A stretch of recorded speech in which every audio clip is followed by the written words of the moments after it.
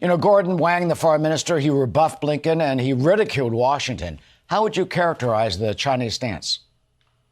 The Chinese stance is unrelenting hostility. And whether we're talking about a spy balloon or anything else, this is China's stance. It does this almost every single day with hostility in its propaganda. And we Americans are not paying attention to this.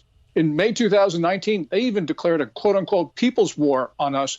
And we decided it wasn't really a big deal. So really what we've got to do is understand what the Chinese say and listen to what they say, because as James Lilly, a American ambassador to Beijing, said, the Chinese always telegraph their punches. They're doing this, Eric, to establish a justification to strike America. To strike America, not just potentially Taiwan?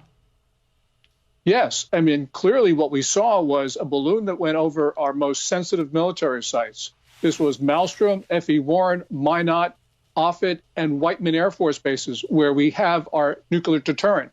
Matter of fact, Offutt Air Force Base is the home of U.S. Strategic Command, which controls all nuclear weapons. So the conclusion must be that they are planning a first or second strike on the United States with their most destructive weapons. You know, Gordon, that seems very alarming when you talk about a first strike with nuclear weapons from China. First of all, why would they do that? Second of all, how can we prevent that? Well, they threaten to do that because they don't want us to intervene if they attack Taiwan, Japan, Philippines, or whatever. They saw that Vladimir Putin's nuke threats have been working in Ukraine because we have been hesitant to support the endangered republic there. And so has NATO. So they can see it worked. And after that, we heard nuke threats from both China and North Korea. So I think that they do intend to make those threats to use their nuclear weapons before or shortly after invading.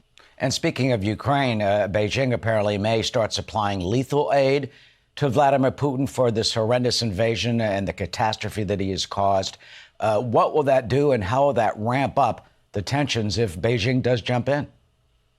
Well, Beijing has already jumped in. From the very beginning of this war, China's been supplying military assistance. There was the location data that China obtained because Ukraine was using Chinese-made drones. They fed that to the Russians so the Russians could take out the Ukrainian drone operators. There's this report that DJI, the Chinese drone maker, has supplied drones to the Wagner Group of Russia, which is involved in the war. China's been involved in helping Russia across the board, whether we're talking about elevated commodity purchases to support and essentially finance the Russian war effort, or we're talking about diplomatic or propaganda support. And this administration keeps on issuing warnings to China, and China keeps ignoring them. So, of course, the Chinese are going to continue to supply military assistance. We need to stop issuing hollow warnings and imposing costs on China for clearly being on Russia's side in the Ukraine war.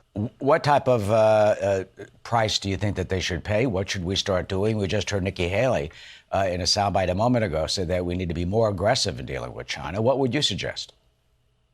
I suggest cutting relations across the board. Our response, and there's a menu of stuff we can do, whether it's trade, investment, technical assistance, cooperation agreements that we have with China. We should just start cutting this, and it should be disproportionate. American policymakers for decades have loved the idea of proportionate responses because they think, well, that avoids escalation. But, you know, those policies have not worked, and we need to impress upon the Chinese that we're serious in defending our allies, our friends, and the United States, because so far the Chinese don't think we're going to protect ourselves. Yeah, and finally, Gordon, I mean, clearly the Chinese lie. I mean, Beijing is just full of it. Look at what the spokesman for the government has tweeted out about Ukraine. Quote, China is not a party to the Ukraine crisis, but we have not sat idly by or added fuel to the fire. Everything China has done is aimed at facilitating peace through dialogue.